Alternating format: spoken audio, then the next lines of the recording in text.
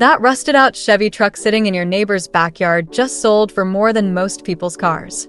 Here's what nobody told you about 1970s trucks becoming the hottest investment you never saw coming.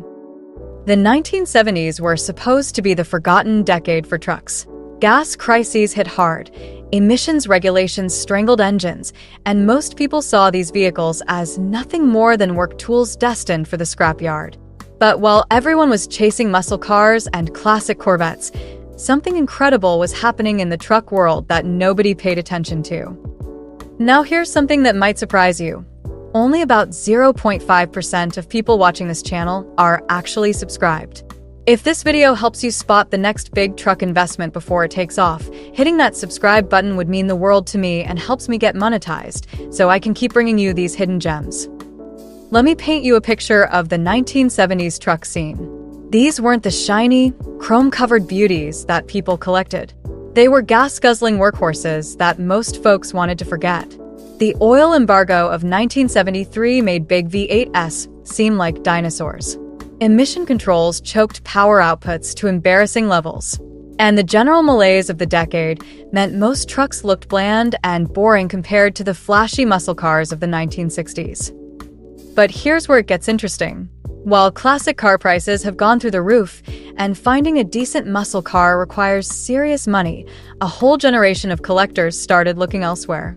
Gen X and millennials who grew up seeing these trucks in their driveways or remember their dads driving them to job sites suddenly had the money to buy back their childhood memories.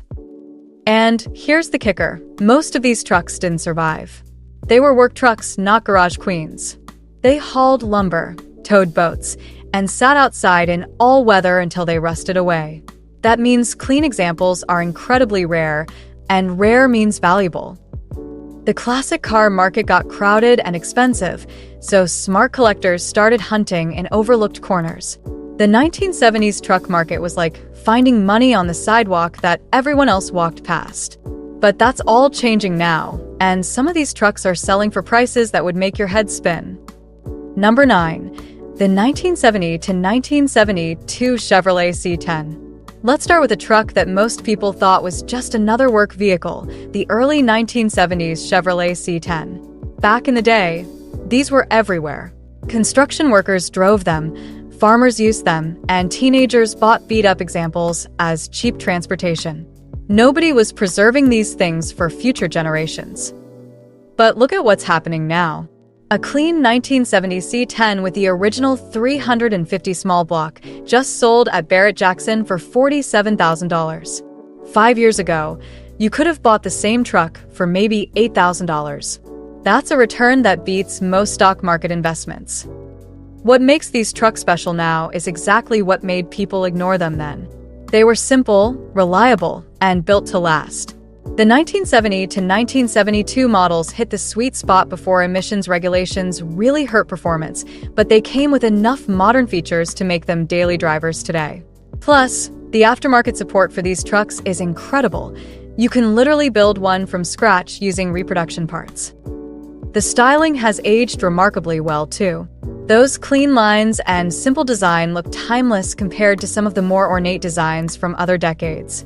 And here's something collectors love. These trucks are honest. There's no pretense, no fake luxury touches. Just a well-built truck that does exactly what it promises. Number 8.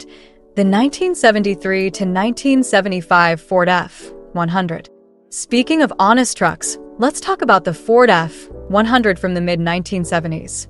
These trucks got caught in the perfect storm of bad timing. They arrived right when gas prices spiked and emissions controls started choking engines. Most people saw them as underpowered gas hogs that couldn't get out of their own way. But here's what those people missed. The 1973 to 1975 F-100s were the last of the truly simple Ford trucks.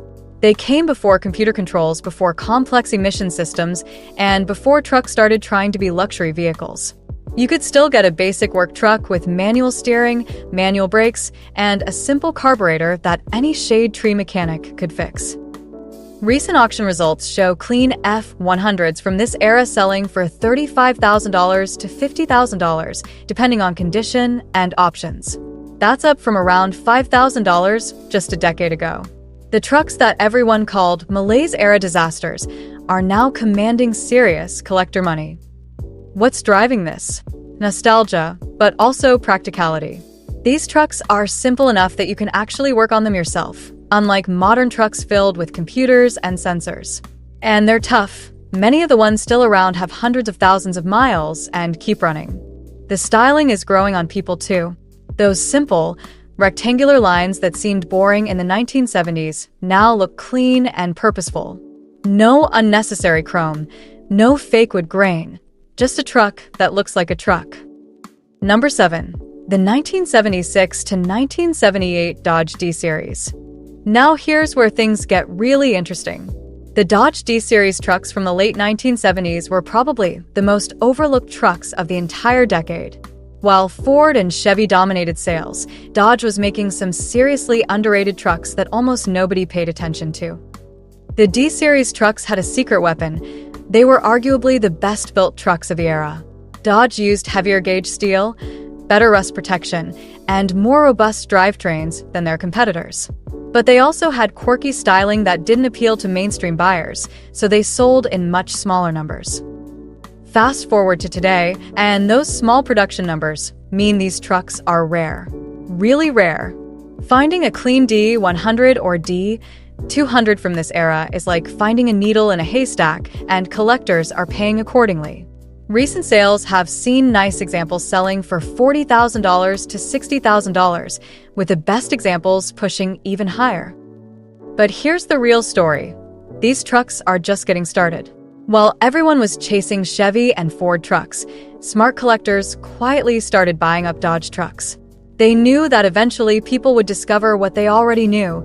These were probably the best trucks of the entire decade. The late 1970s D-Series also came with some interesting engine options that are now highly sought after. The 440 Big Block, in particular, was one of the last truly powerful engines before emissions controls really took hold. Finding one of these trucks with the original 440 is like winning the lottery. Number 6. The 1978 to 1979 Ford F-150. Here's where Ford changed the game forever, and nobody realized it at the time. The 1978 introduction of the F-150 created a new category, the heavy half-ton truck. It was beefier than a regular F-100, but not as heavy as an F-250.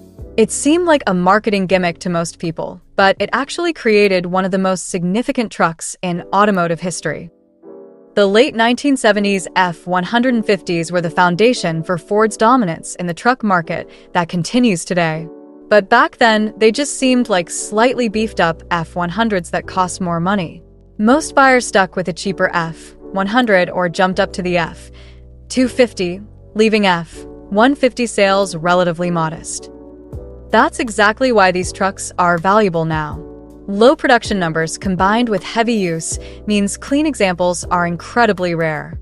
A pristine 1979 F-150 with a 460 Big Block recently sold for $55,000 at a Mecum auction. The same truck would have been worth maybe $3,000 15 years ago. What makes these trucks special is their place in history.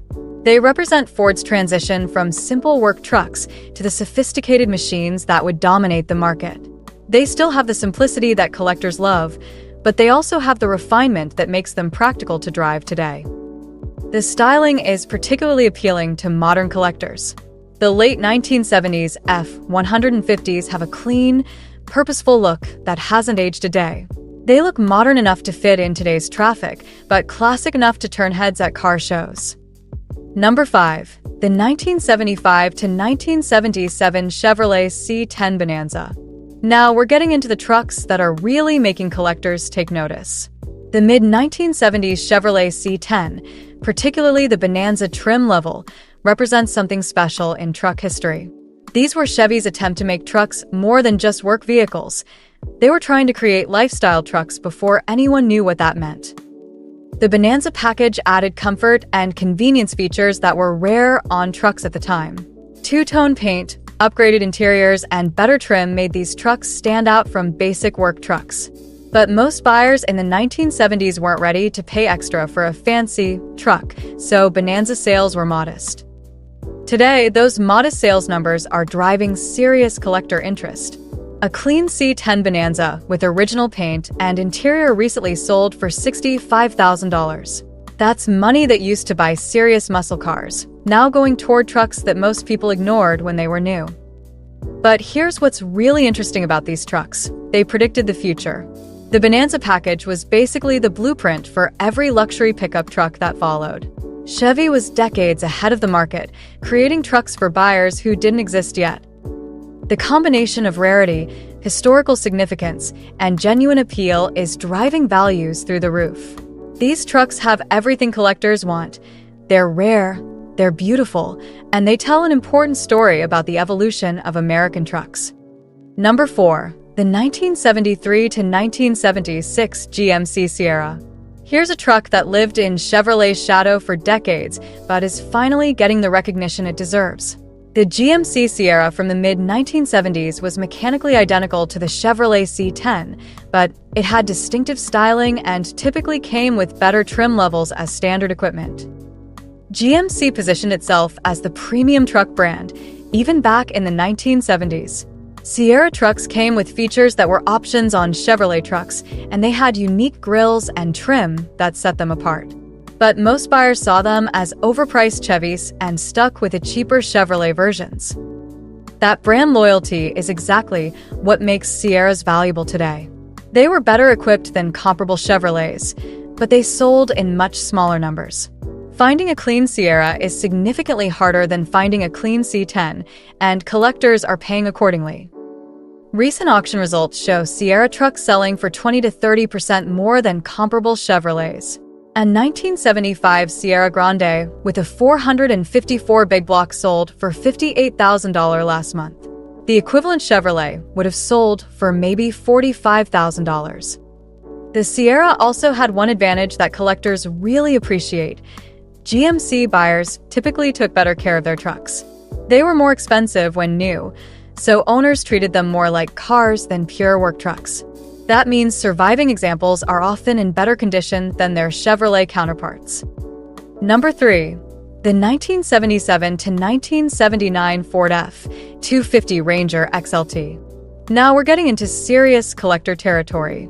The late 1970s Ford F-250 with the Ranger XLT package represents the peak of pre-emissions performance combined with genuine luxury features.